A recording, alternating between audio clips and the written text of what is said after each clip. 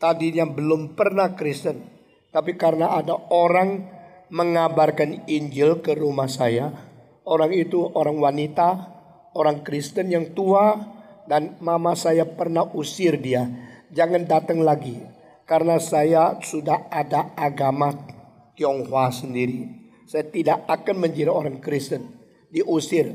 Kau percaya kau punya, saya percaya saya punya. Orang itu sudah diusir, tidak datang lagi. Tidak lama ada kakak saya yang sakit panas 24 hari. Lalu obat apapun tidak disembuhkan. Dan orang tua itu datang lagi berkata, bolehkah saya coba berdoa untuk kamu supaya anak ini disembuhkan. Akhirnya Tuhan bekerja dan kakak saya sembuh. Dan mama saya mulai ke gereja.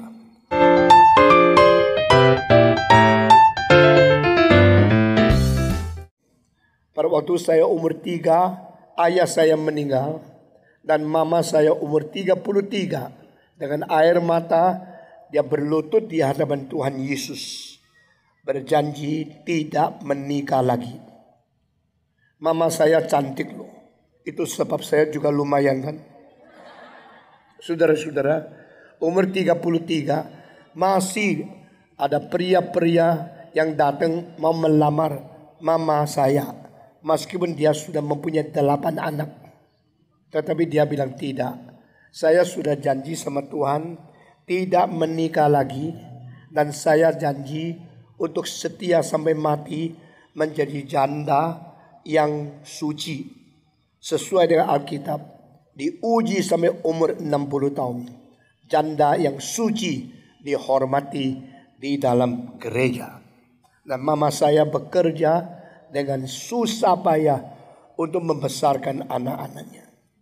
Waktu saya umur 9, setelah papa saya meninggal 6 tahun, mama saya yang kerja siang malam membesarkan kita mendapatkan kesempatan menjual berapa rumah. Papa saya mempunyai 24 rumah besar dan dari batu 3 susun. Sebenarnya orang kaya, tapi pada waktu dia meninggal, mama saya ditinggal dengan tidak bisa jual satu rumah. Karena zaman itu zaman peperangan dengan Jepang, sehingga di dalam masa peperangan rumah tidak bisa dijual.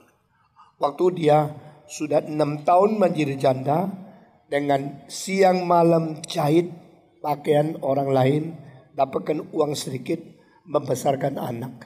Akhirnya dia menjual rumah, dan rumah tua itu dijual menjadi ongkos. Dan dia kembali ke Indonesia. Dia kelahiran Jogja dan dibawa pulang oleh suami yang menikah dengan dia ke Tiongkok. Dan di situ dia melahirkan semua anak. Dan setelah nikah 20 tahun, kira-kira dari umur 17 sampai 33, 16 tahun suaminya meninggal. Lalu sampai sudah 6 tahun setelah suaminya meninggal, saya umur 9, dia membawa 5 anak dari Tiongkok kembali ke Indonesia. Saat itu kita beriman kepada Yesus Kristus. Tadinya belum pernah Kristen, tapi karena ada orang mengabarkan Injil ke rumah saya. Orang itu orang wanita, orang Kristen yang tua, dan mama saya pernah usir dia, jangan datang lagi, karena saya sudah ada agama Tionghoa sendiri. Saya tidak akan menjadi orang Kristen. Diusir. Kau percaya kau punya, saya percaya saya punya.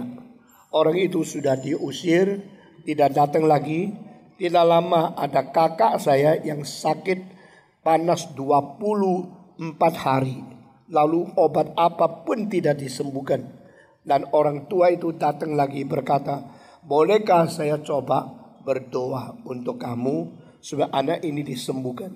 Akhirnya Tuhan bekerja dan kakak saya sembuh. Dan mama saya mulai ke gereja.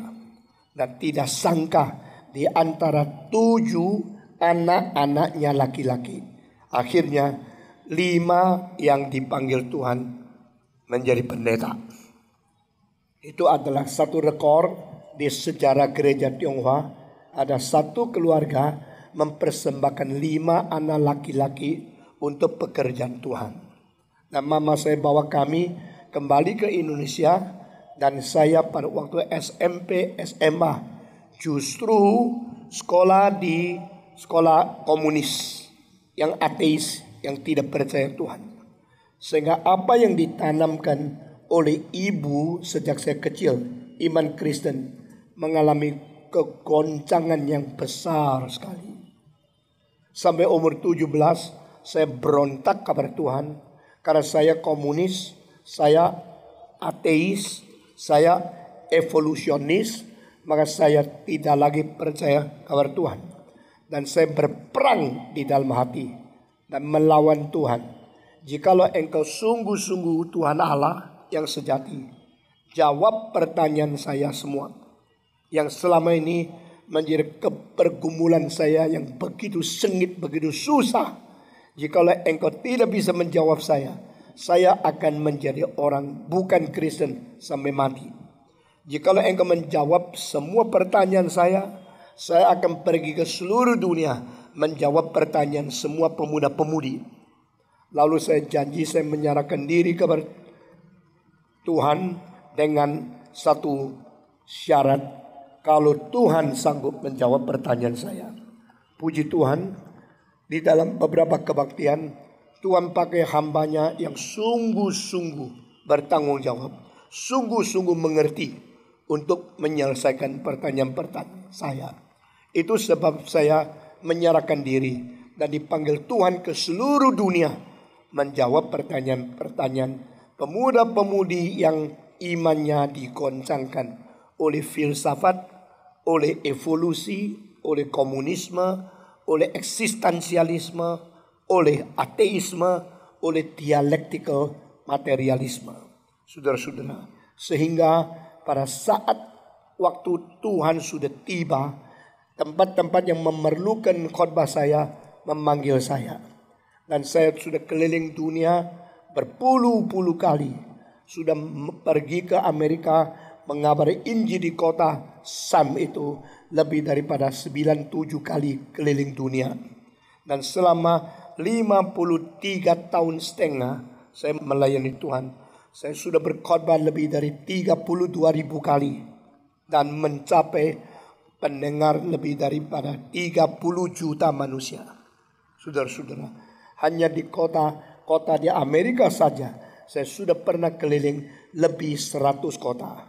Dan di Indonesia dari Aceh sampai Papua saya berkhotbah di puluhan kota dan di dalam lebih daripada 1.000 gereja.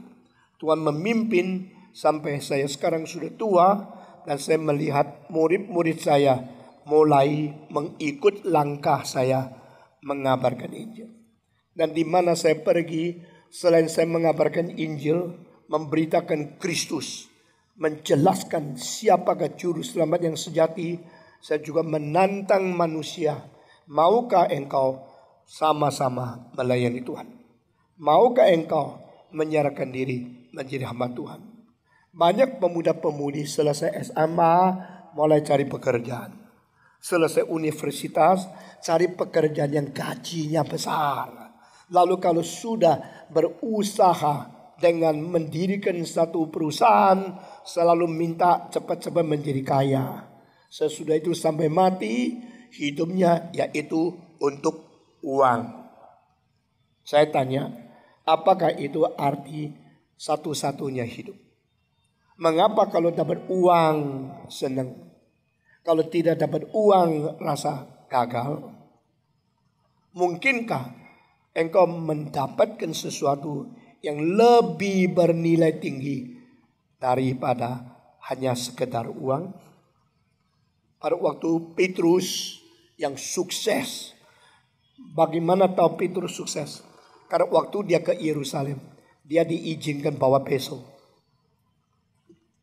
Orang Galili datang ke Yerusalem, kecuali dia ketua dari masyarakat atau ada pimpinan yang penting, diberikan izin oleh orang Romawi boleh pegang peso. Yang lain tidak bisa. Saudara-saudara, dan Petrus waktu Yesus berkata, juallah pakaian, belilah peso. Dia bilang di sini ada 2 peso. Yesus mengatakan cukup, karena Tuhan perjuangannya bukan dengan senjata, tapi dengan kuasa Roh Kudus. Saudara-saudara, Petrus yang begitu penting, yang adalah pemimpin masyarakat yang Galilea, mungkin dia punya honor besar, dia punya hasil penjualan ikan banyak. Yesus Kristus berkata, Petrus, ikutlah aku akan menjadikan kamu penangkap manusia, bukan lagi nelayan yang menangkap ikan. Petrus langsung serahkan semua. Kapalnya diserahkan kepada orang lain. Usahanya yang sukses diserahkan kepada orang lain. Dia dengan kedua tangan yang kosong mengikut Yesus untuk menjala manusia, bukan menjala ikan. Pemuda Galilea yang sukses ini akhirnya mati dipaku tersalib karena dia setia kepada Tuhan. Waktu dia dipaku di atas kayu salib, dia minta kepada tentara Romawi, bolehkah izinkan saya disalib terbalik? Kenapa? Karena saya tidak layak salib di atas kayu salib sama seperti Tuhanku. Tuhanku disalib begini, biar saya disalib terbalik. Kami kabulkan. Lalu dia disalib. Saya percaya dia lebih cepat mati dari siapapun. Mungkin setelah dibalikkan salibnya, di dalam tidak sampai 15 menit, dia sudah meninggalkan dunia. Karena memang Tuhan cipta pipa darah dan daya pompa di tubuh kita yang lain. Yang ke bawah ini perlukan tenaga tidak banyak karena kreativitas. Yang ke kepala ini perlu kekuatan lebih banyak karena di atas. Maka jantung kita dekat atas supaya jarak ke kepala itu pendek. Jantung kita ke kaki panjang karena ini ngalirnya lebih gampang. Tapi kalau manusia dibalik, pompa ke kepala itu sudah keras dan jaraknya pendek, lalu dibalikkan, maka tidak lama saja sudah tekanan darah ke kepala terlalu tinggi dan bludrik, lalu akan langsung meninggal dunia. Petrus meninggal dunia pada waktu dia kira-kira umurnya 60 sampai 70 pada tahun Masehi 68. Waktu Petrus mati, mungkin sejangka waktu dengan Paulus dipaku salib terbalik dan Paulus dipenggal kepala.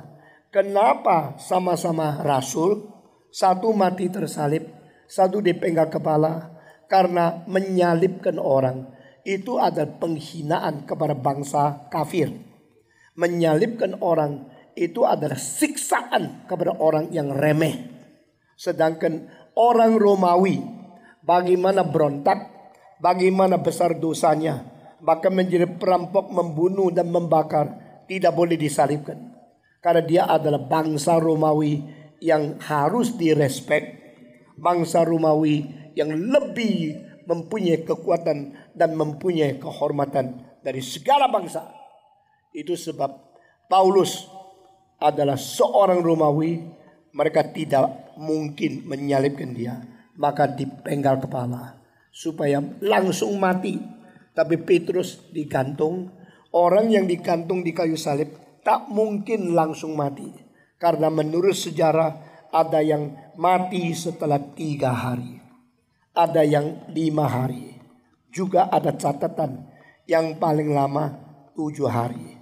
Dengan demikian menyiksa orang kafir, orang bangsa lain disiksa karena orang Romawi menganggap diri bangsa yang paling tinggi. Mereka membiarkan engkau dianiaya pelan-pelan, sakit, siksa terus sampai berapa hari baru mati.